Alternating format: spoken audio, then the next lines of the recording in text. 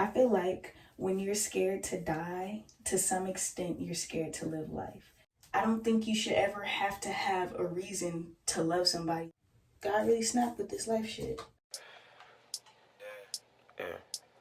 Loose change, treat my torches like a freak hoe. Hello, welcome back to my channel. My name is Kristen, but you can call me Kish. That's it. If you're confused about the makeup, I just came back from a wedding and I didn't take it off because I think it looks good. But in today's video, I'm going to be coloring my hair and talking about my thoughts on mortality. Hold on. I just came back from the beauty supply store and I want to put in some knotless braids. This is what I got. I got this jumbo bonnet because I need one. The packs of hair, 90 inches, yes. And then of course the hair color, and this is the color that I got. I got purple black. So before we get started, I want to explain why I want to talk about this. There are multiple reasons why I want to talk about mortality. I had notes on this subject for a long time and I'm just now making the video, but I thought now would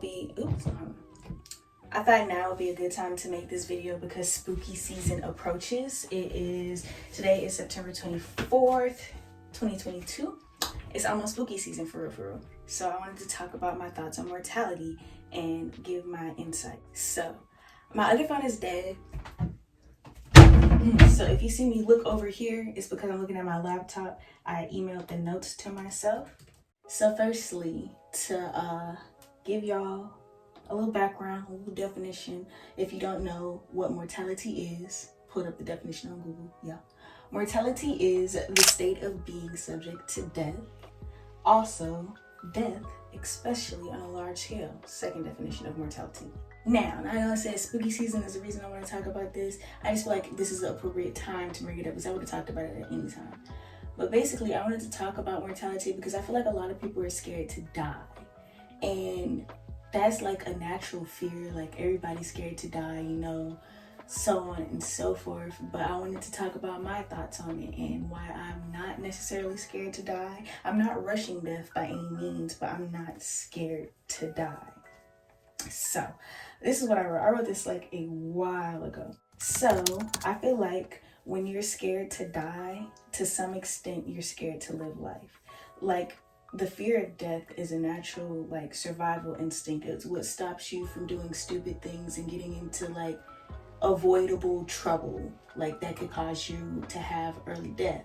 But the fear of death itself, like I feel like is something that you learn basically. And like I said, I feel like if you're scared to die, to some extent, you're afraid to live. It's like I feel like it stems from the fear of not having lived your life to the fullest. Like most people when they die, they have all these regrets and stuff like that, which is why most people are afraid to die. Like, oh, I didn't do what I wanted to do, or I didn't experience this, or I didn't experience that, I'm not ready to go. And that's where the fear comes from, like not having lived your life. And like I know there's different circumstances for different people and different scenarios, but like in broad terms and aspects, what I'm trying to say is that 100% of life ends in death. So whether you're afraid of it or not, it's gonna happen. So why would you spend time being afraid of something that's gonna happen? It's like a waste of time. It's a waste of fear. I don't want to say it like that because fear is, you know, fear can be helpful, but it also can be like a crutch, or not a crutch, but it can hold you back from a lot. It will hold you back from a lot. Fear will definitely hold you back from a lot in life if you don't get over things that you fear and everything. Saying all this to say is that if you can, I feel like everybody should try their hardest to get over the fear of death because like I said, whether you're afraid of it or not, it's gonna happen. You can't run from death. Like that's something that's natural. Like you're born and you're gonna die. Like that's the circle of life. So don't spend time fearing it. But also, again, I'm saying I'm not welcoming it. Like I don't want an early death or anything like that. But it's like when my time comes, I'll be ready, I hope. I brought that up because I think I was thinking about this because of the whole fear-mongering thing that people do with everything nowadays. Like, oh, don't do this because of that, or like trying to make people scared to live life, or like don't go outside, you might die, basically. And I feel like so many people get caught up in that and they don't know how to break away from it, that they don't do anything with their lives. Like they're just kind of like hermits. And don't get me wrong, everybody needs a little hermit mode at some point in your life, but to do that your entire life because you're scared to live, you're not living at that point. If you get what I'm saying, catching my drift.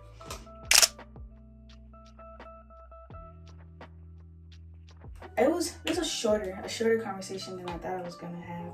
There's other things I want to talk about too, like I want to talk about love. I don't want to just talk about mortality. So you want to know my thoughts on love? And these are just like recent thoughts. I've recently been thinking a lot about love. Well, not recently. I always think about love. I'm always thinking about love, people around me, and yeah, all of those things. But I was thinking about, you know, how somebody is in love with somebody and it's like, tell me why you love me and this and that. And I really started to thinking like, why do you need a reason to love somebody? Because like, I caught myself with this a lot. I feel like my entire life, I've been trying to prove to people that I'm worthy of love, or like that I'm worthy to receive love from other people. And then I started to think, like, if somebody needs a reason to love me, then they don't love me. They should love me because I'm me. And I say that to say, like, say somebody's like, oh, I love Carl because he's smart. One day Carl could be dumb. Are you gonna stop loving him? Or I love Carl because he's handsome, or he helps me with this. One day he could be ugly, or he could not help you with this anymore. Are you gonna stop loving him? I say that to say, if you have a reason to love somebody, then that's conditional love. And most people love conditionally, despite what they say. Like, it's very like, I feel like everybody loves conditionally. But I say that to say, I don't think you should ever have to have a reason to love somebody. Like, your reason should be just because they're them. You know what I'm saying? Like, if somebody were to tell me they love me and I ask the reason, I hope they would say, because you're Christian. And that, like, that's enough, because you love me because I'm me. Like, that's something that's unchangeable. You know what I'm saying? I'm gonna always be me. So if you love me because I'm me, then you do love me. You know what I'm saying? That's how I feel about that. But yeah, I was just thinking about that because I had to like catch myself recently, like, because I always be asking like, why do you love me? Or I'll be like, I am a person who needs constant reassurance. Like, I do. I will admit that I need reassurance all the time. Like, I'll be telling my sister, like, tell me you love me, or I'll say I love you and she doesn't say it back, or like people around me, you know what I'm saying? But like, I know that I am loved. I just like reassurance. But I also want people to know that, like, I know that there doesn't need to be a reason for them to love me. They can just love me because I mean, this is like not even purple black. This is black, but okay. I had another thing that I wanted to talk about too. I didn't write this stuff down. I just wrote the mortality thing down. But I wanted to talk about social media and how it's like affecting like real life. And people don't know how to live life outside of social media. People don't know how to live life outside of social media. Like, there's a constant like, I should have wrote this one down because I was thinking about this a lot, but it's a real constant thing of people not knowing how to separate social media from real life and give people the chance to be human. Like, and they hold people to such high standards on social media that they forget that they're like, they can make the same mistakes as everybody else. Or like the accessibility thing, because everybody's so accessible nowadays on social media. Like, you get famous quick, fast, in a hurry. Now you're held to like this super high standard, and it's just like, yo, I just got in the spotlight, what do I do? Like, what are you expecting of me? Or everybody's scared to get canceled. I already talked about that in another video. Watch that video if you haven't already. I think that's in the There's No One Right Way video. I think I talked about the canceling thing. But yeah, I'm just rambling at this point. My birthday is on Wednesday. If y'all didn't know that, y'all probably didn't, because y'all don't know me. Y'all don't know me. And I'm just now like getting okay with telling people my birthday. Like, I was making friends earlier this year, and like I was giving them gifts and stuff like that. I love giving gifts to people. Like, I love buying people gifts for their birthday or in general. But anyway, they were asking me my birthday, and I didn't want to share it. And I usually don't like sharing my birthday because I have this fear of people forgetting about me. Like, I'll remember everybody else's birthday, but when it's my turn, like, people won't remember mine. So I prefer not to tell anybody my birthday, just so they don't have the chance to forget it. But I'm slowly getting out of that, and I'm slowly learning to celebrate my birthday because I'm happy to have another year, happy to take another breath while I'm here, because like God really snapped with this life shit. I'm not gonna lie, like I like life. Like, you know, there are some hard things in life, but like overall, like it's not too shabby. Everybody goes through hard times. I think I've been through the brunt of my hard times, and like you never really know, but like, because you know life's a cycle, you're gonna experience things and it'll go away and come back and whatnot. My hands are gonna be blue and I gotta do somebody here tomorrow. I don't care. Like, you can't really be mad at pain. I say that to say, like, without pain there would be no compassion. Like, pain is kind of like the catalyst that causes people to learn how to be compassionate. Like, you experience this, so you don't want anybody else to experience the same pain, so you learn how to treat people in a more compassionate way. One thing that sucks about pain is if you stay in it too long. Like, if you stay stuck in your pain, that's when it starts to become a sour thing and you become like a sour person. Like, pain isn't something that you're supposed to stay stuck in. Like, everybody's gonna experience pain. Like, that's just a part of life. But if you stay stuck in it, then that's when the issue comes. Pain is supposed to be a teaching moment. It's supposed to teach you, like I said, how to be compassionate and to love, how to love people better and stuff like that. I like how this is coming out. I didn't think I would want my hair like dark. Ooh, I'm getting it all on the walls. I don't really have nothing else to say. I was trying to talk a lot. It's only been like 11 minutes. Doesn't this look good? Spooky season. Spooky season. I look good with this makeup on. That's why I ain't wipe it off. The moral of this story is live your life. Try to live your life the most you can without fear, because life is beautiful. There's so many beautiful things in life. To be scared of everything, like, be aware, be cautious, you know, and stuff like that, but don't be scared to live your life. Like, life is too beautiful.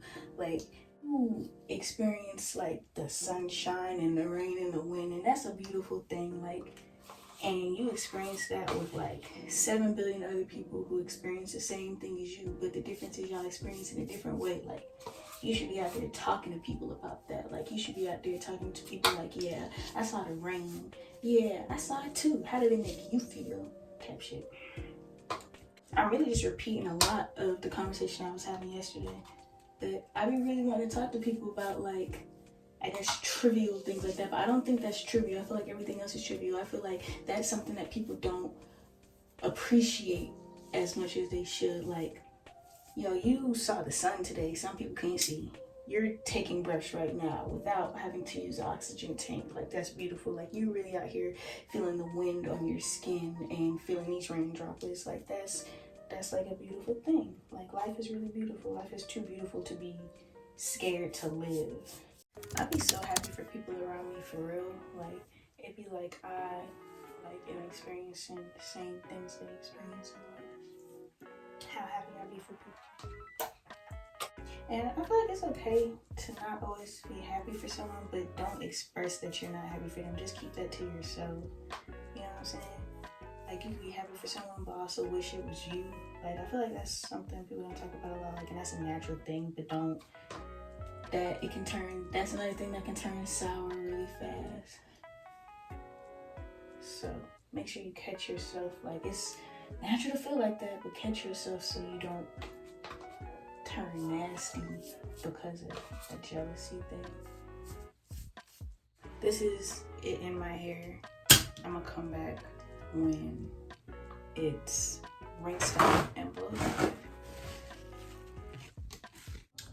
Alright, this is my hair blow dried. The dye didn't take to some of the brown parts, and I'm pretty sure that's probably because I didn't shampoo out the leave-in conditioner like I should have before I colored it, but I'm okay. It's good enough for the purple. So, kind of upset about it, but can't be mad at anybody but myself. And I didn't try to blow dry it bone straight. I just wanted to get it dry so I could go ahead and start the braids. All right, I'll be back when the braids are done. This is the finished braids. I'm asking my sister to braid them to the end because they're super long. They're like 90 inches. Not like they are, but I like how they turned out. And I did them for my birthday. I'm gonna take some pictures, but I'll make another video about that process. Okay, thank you for watching. Bye. Trinity, tell the people bye. Bye.